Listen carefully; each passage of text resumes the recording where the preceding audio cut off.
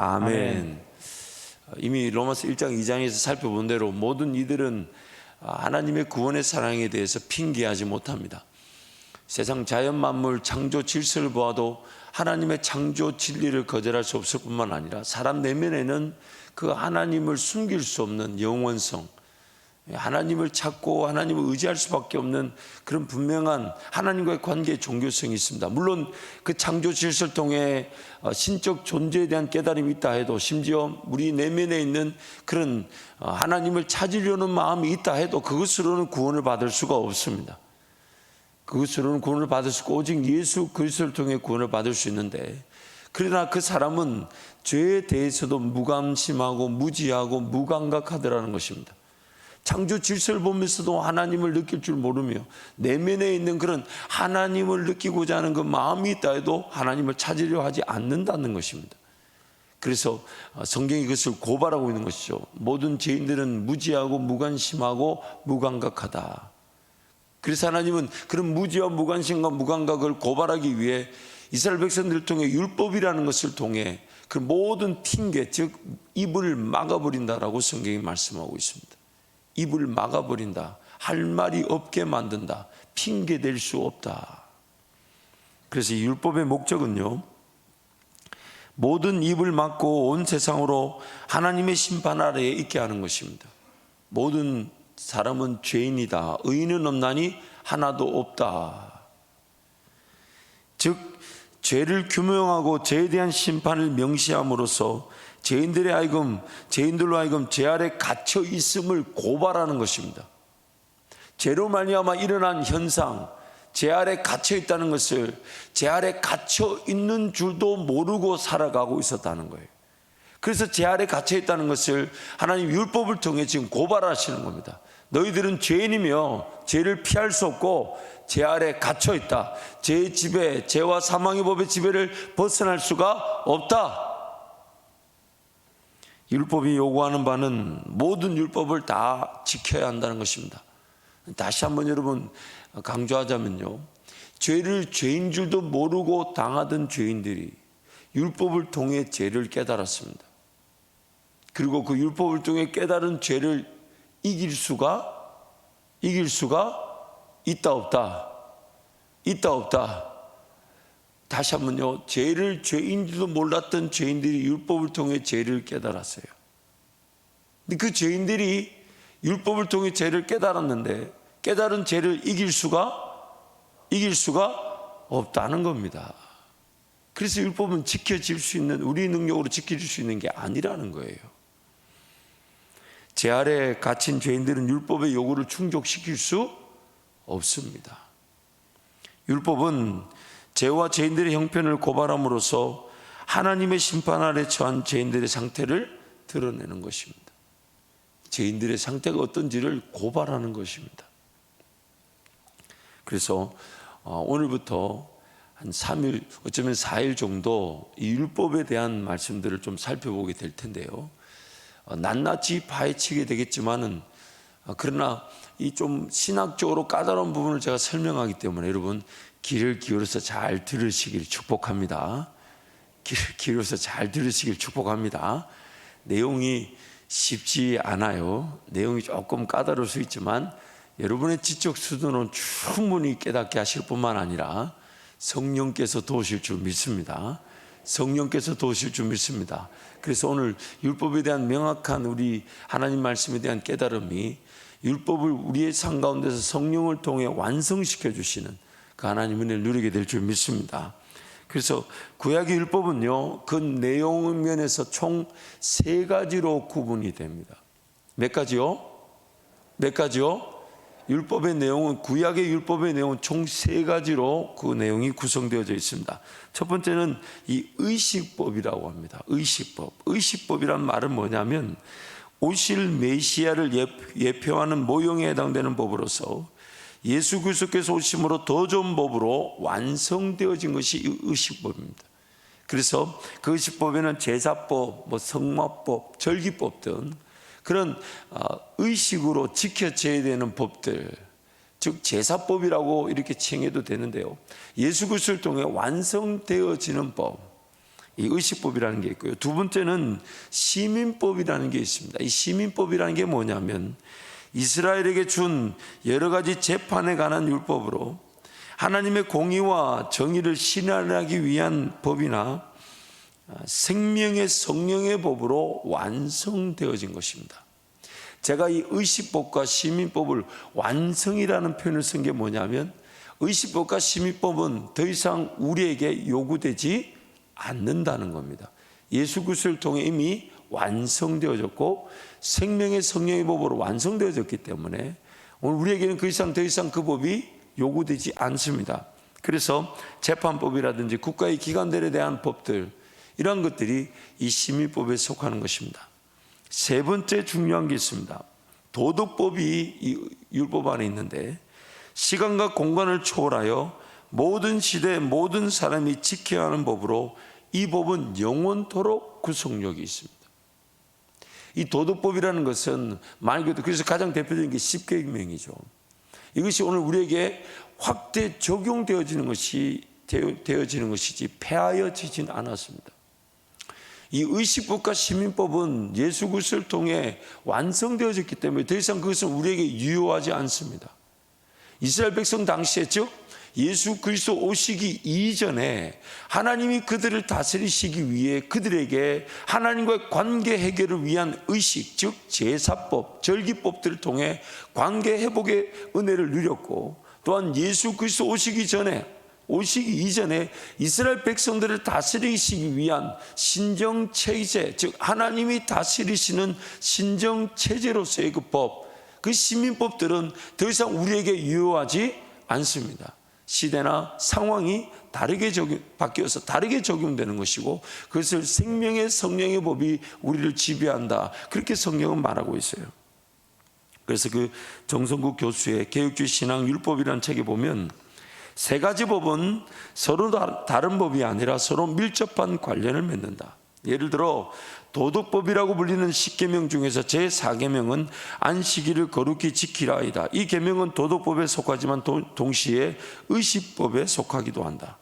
또한 안식일을 지키지 않았던 자들은 처벌하라는 규정이 있는 것으로 봐서는 시민법이라고 볼 수도 있다. 의식법, 시민법, 도덕법은 서로 다른 법이 아니라 한 가지 법에 대한 세 가지 측면이고 서로 밀접하게 연결되어 있다.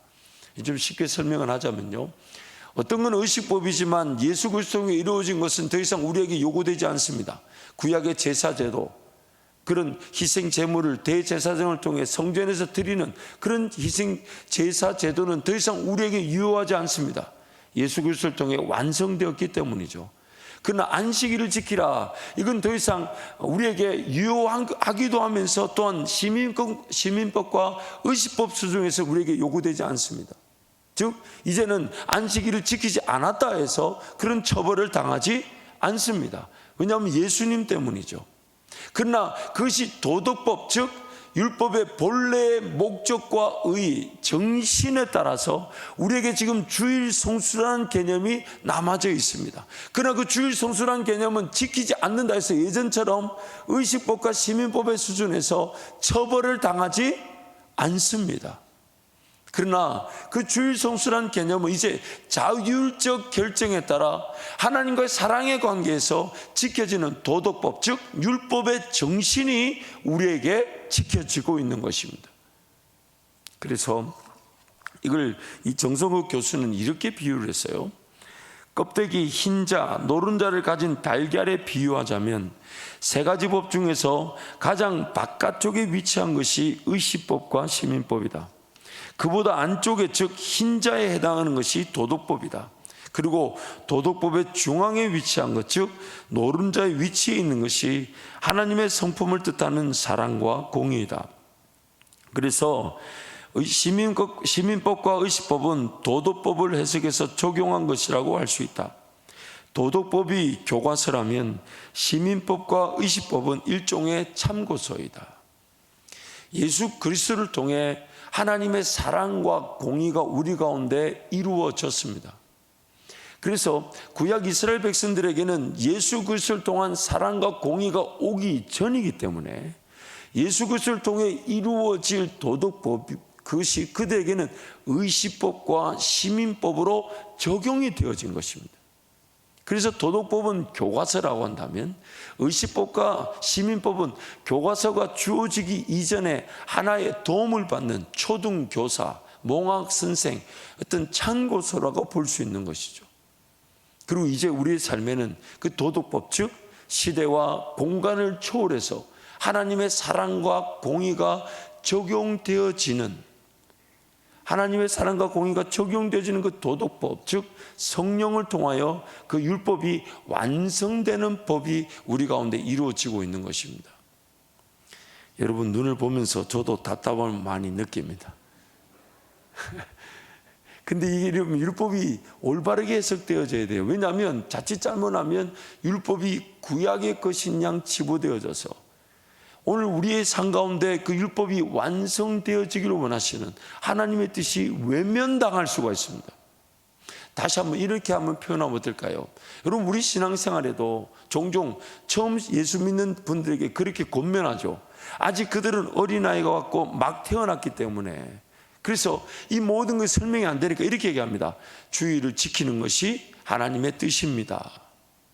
이렇게 말하면 자칫 잘못하면 율법적 적용처럼 느껴지지만 그것이 이해되지 않는 어린아이 같은, 특히 우리 자녀들에게는 그것이 먼 날, 하나님과의 사랑의 관계에서 주일 하루를 구별하여 드리는 것이지만 삶 전체를 드리는 것으로 고백이 주일 하루를 드리는 것이구나.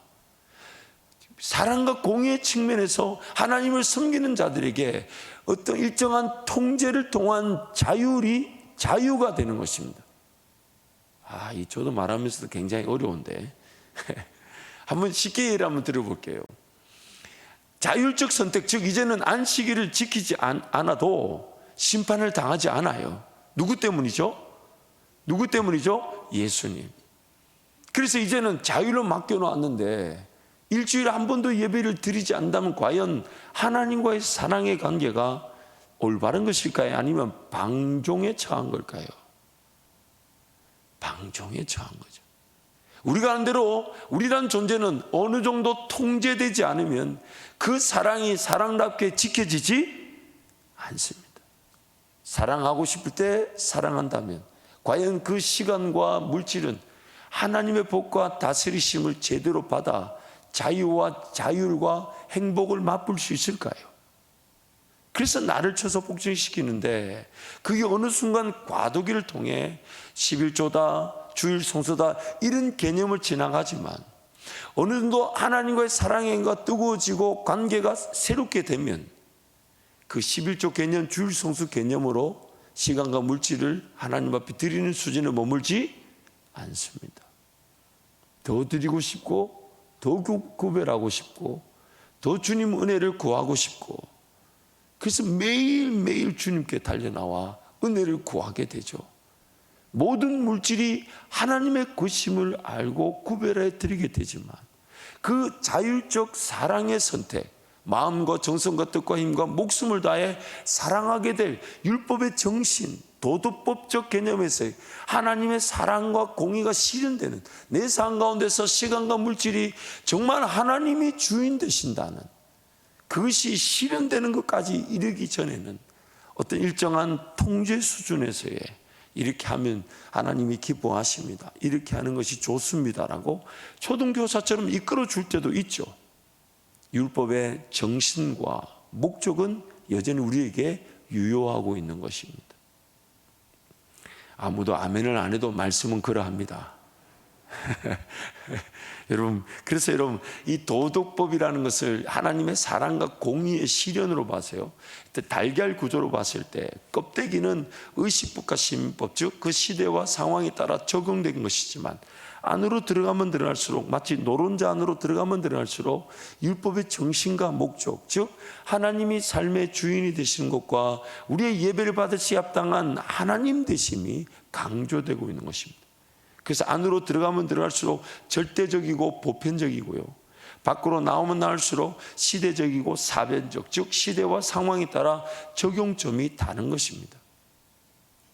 그래서 이 이스라엘 백성들에게 주어졌던 시민법과 의식법은요, 우리에게 더 이상 지켜지지 않아도 되지만 도덕법이란 즉 율법의 정신과 목적의 측면에서 볼 때는 우리가 지금 율법의 수준을 넘어서는 하나님과의 사랑의 관계, 헌신의 관계, 희생의 관계를 누리며 살아가는 것입니다.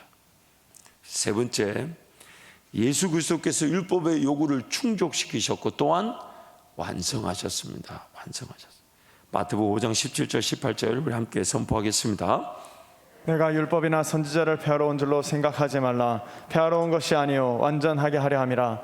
진실로 너희에게 이르노니 천지가 없어지기 전에는 율법의 1.1획도 결코 없어지지 아니하고 다 이루리라. 예수 그리스도를 통해 이루어진 것은 더 이상 우리에게 유효하지 않기 때문에 폐기해도 됩니다. 그러나 그 의식법과 시민법, 폐기되어진 것들은 사라진 것이 아니라 더 좋은 법으로 완성되어진 것이죠. 더 좋은 것으로 완성되어졌으니까 예전의 법이 우리에게 더 이상 그렇게 지켜질 이유가 없는 거예요. 동물의 희생제사, 인간 제사장을 통해 드려질 제사가 폐기되어진 것은 그 제사가 없어진 것이 아니라 예수 그리스도라는 희생 제물과 대제사장이 친히 되신 예수 그리스도 때문에 그 동물 제사와 인간 제사장을 통한 제사가 유효하지 않은 겁니다. 폐기되어진 것이에요. 완성되어진 법이 있기 때문에 이전의 그림자에 해당되는 그런 불편한 법들은 사라진 것입니다. 그러므로 율법은 1.1획도 없어진 것이 아니라 완성되어진 것이죠. 완성되어진 것이죠. 의식법, 즉 하나님과의 관계 회복을 위한 제사법 등은 예수 그리스도께서 사람의 내면 성전의 기초를 놓으시고 완전한 제사제물과 대제사장이 되시는 것으로 완성하셨습니다. 완성되어진 것입니다. 예수 그리스도께서 당시 이스라엘에게 요구되어진 시민법을 완벽하게 순종하심으로 이루셨습니다. 그 시대 그 상황에 주어진 법도 예수 그리스도를 통해 그 시민법이 이루어졌습니다. 더 나아가서 하나님께서 원하시는 하나님의 백성, 의인으로서의 삶에 요구되는 도덕법, 즉 하나님 나라 시민법까지도 지키시고 이루셨습니다. 이루셨습니다. 그래서 이것을요, 예수께서 이루신 일을 수동적 순종과 능동적 순종이라는 말을 씁니다. 그 말이 무슨 말이냐면 윌리엄 셰드라는 분이 이런 말을 썼어요. 그리스도의 수동적 순종은 그분의 속죄적 고난을 의미한다. 이를 통해 그리스도는 공의의 요구를 만족시켰다. 한편 그리스도의 능동적 순종은 삶과 행위의 법칙이 되는 하나님의 계명에 순종하신 것을 의미한다. 이 수동적이라는 말, 능동적인 말이 영어 표현을 쏟아 보니까 조금 애매한데 무슨 말이냐면 원래 이 땅에는 죄가 없었습니다. 그러나 아담과 하와의 죄로 말미암아 모든 사람이 죄인이 되어버렸죠. 즉 하나님의 본래 계획과 정반대 방향의 일이 일어나 버렸어요. 그러나 하나님이 계획하신 일은 아니었습니다. 사람을 통해 그 죄가 드러난 것이지 하나님이 죄를 계획하시거나 조성한 것은 아니었습니다. 그래서 수동적이라는 말이 뭐냐면 어쩔 수 없이 당한 일에 예수께서 그리 아니하셔도 되는데 책임을 져 주셨다는 거예요. 어쩔 수 없이 일어난 일, 즉 당한 일, 수동적인 일, 피동적인 일이 하나님 그분이 친히 책임져 주심으로 예수님은 그런 일을 당하지 않으셔도 되는데 그 일을 당해 주신 게 수동적 순종이다 이 말이에요. 예수님이 당해 주셨다, 피동적으로 당하셨다. 그 일을 당하지 않아도 되는 일인데 그분이 당해 주셨다. 그게 예수님의 속죄적 고난, 즉 수동적 순종이다 이렇게 얘기하는 거예요. 그리고 능동적 순종이라는 말은 원래 하나님이 창조한 세상에서 하나님의 법과 질서를 따르며 순종하는 일, 원래 하나님이 계획하신 일, 능동적으로 우리가 따를 일, 능동적으로 하나님께 드러낼 일, 내가 자발적 자원에서 사랑할 일, 그게 능동적 순종인데 이제는 우리는 그 수동적인, 즉 우리의 죄의 대가를 지불할 능력이 없고요, 또한 능동적으로 하나님을 사랑하고 자발적으로 하나님을 따를 능력이 없다 보니까 예수 그리스도께서 우리의 죄의 대가를 지불해 주시는, 즉 당할 일에 대한 고난을 친히 당해 주셔서 하나님께 수동적 순종으로 향기가 되셨고, 또한 이 땅에서 하나님의 백성다운, 즉 하나님의 법과 질서, 도덕법이라는 하나님 나라 시민법, 올바른 시민법을 다 이루어 주셨으므로, 능동적 순종으로 하나님께 영광이 되게 하심으로, 오늘 그것이 우리에게 그대로 전과, 즉 물려지고 여겨져서 이루어지게 하셨다는 것입니다.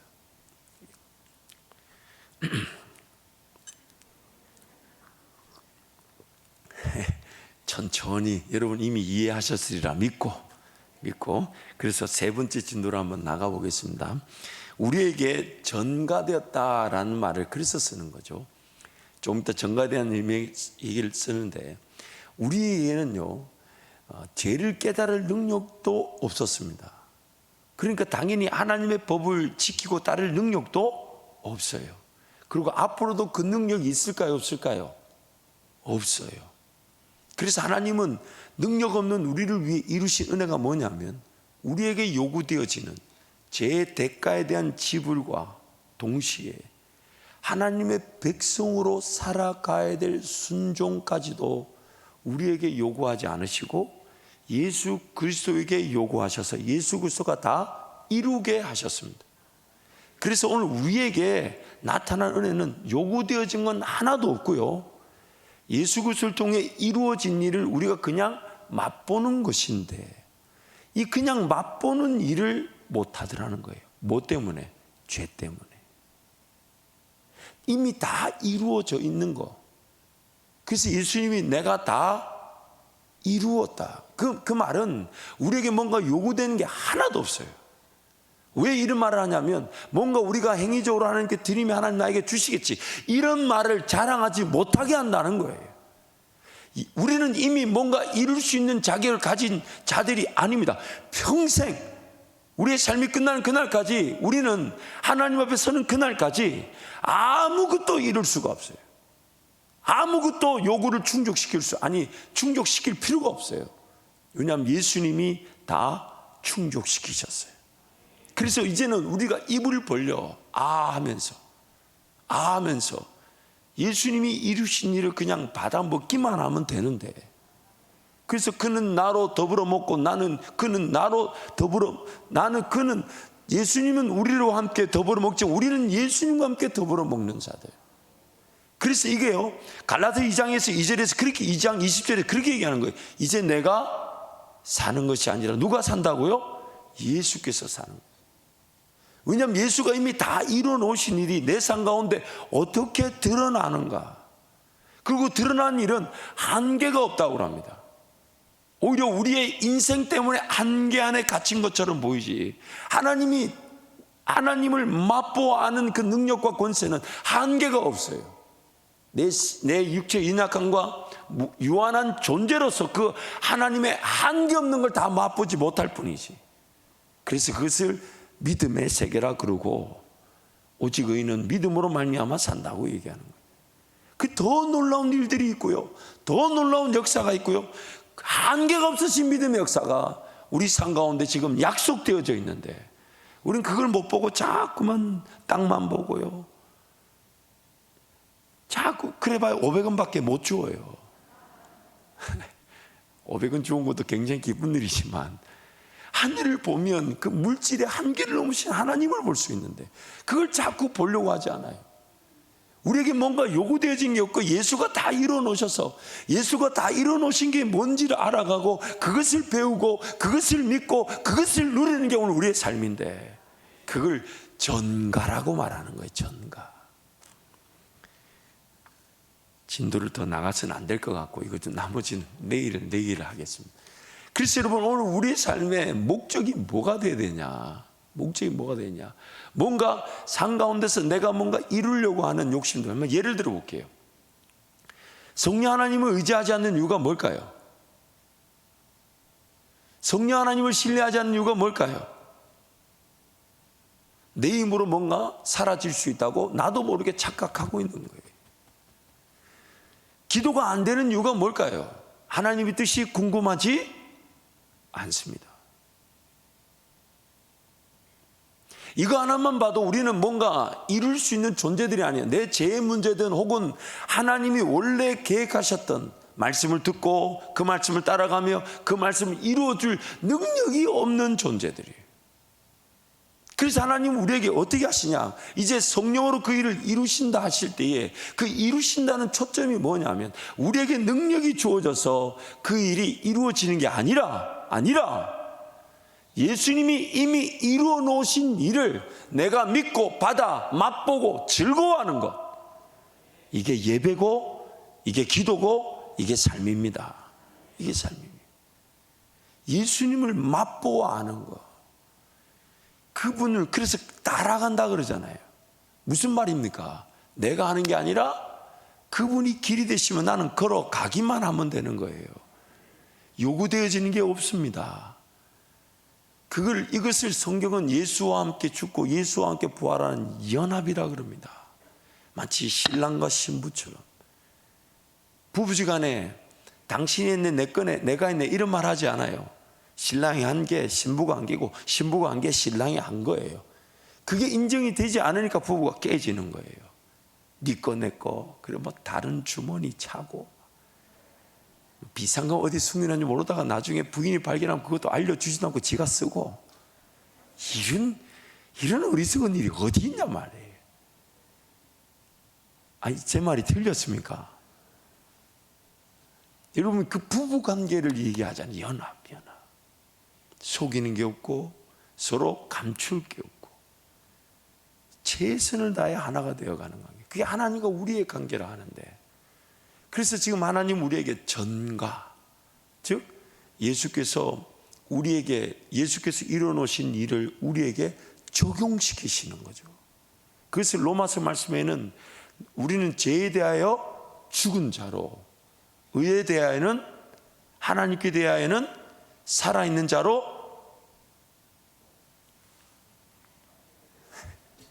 여길지어다. 내 거가 아니지만 내 거래요. 난 아직 죽은 것 같지 않은데 하나님 나보고 죽었다고 말씀하시. 그러고 나서 하나님은 하나님께 대하여 살아있는 자로. 그래서 오늘 우리에게 필요한 것은 영안이 열리는 거예요. 마음의 눈이 열리는 거예요. 하나님이 이미 이뤄놓으신, 예수를 통해 이미 이뤄놓으신 일을 성령을 통해 우리에게 적용하기를 원하시는데 우리는 그걸 보지 못하는데 자꾸 보이는 거, 세상 방식, 세상 습관, 세상 오락, 세상의 삶의 그런 세계관, 가치관, 물질관, 세상 사람들이 살아가는 방식, 여기에만 빠져 있어요. 그러다 보니까 기도 제목조차도 그 세상 방식을 이루는 한 방편으로 세상이 요구하는 일을 들어주기, 마치 돌로 떡을 만들라 하는 시험에 빠진 것처럼 돌 붙잡고 떡 만들어 달라고 도깨비 방망이 이루듯이.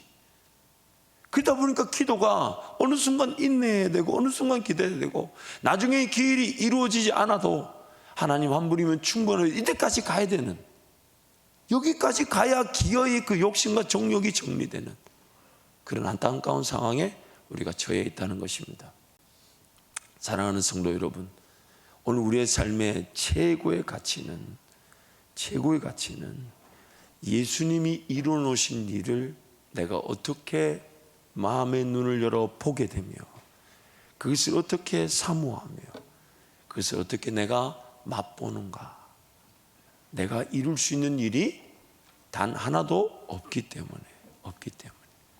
그래서 오늘 예수님이 이뤄놓으신 일을 그대로 내 것으로 받아들이는 겁니다. 여기는 것. 예수님이 하셨으니까 그 일이 이미 이루어졌습니다. 내 것으로 받아들이는 것. 어떤 문제, 어려움이 있든지 간에 그것을 이미 예수께서 다 해결해 주셨습니다. 그것을 내 것으로 받아들이는 그 끝에서 예수님은 내 인생을 어디로든 인도해 가실 것입니다. 이게 바로 예수님이 이루신 일이 오늘 우리에게 적용되는 것입니다. 오늘 이 하루도 그 예수님의 사랑에 눈이 떠지고 우리를 부르신 부르심의 소망과 우리에게 상속하기로 작정하신 하늘나라 유산의 기업들이 발견되어지시기를 원하며 무엇보다 그것이 사모하고 누려지는 하나님을 맛보아하는 오늘 하루가 되시기를 축복합니다. 찬송하시겠습니다.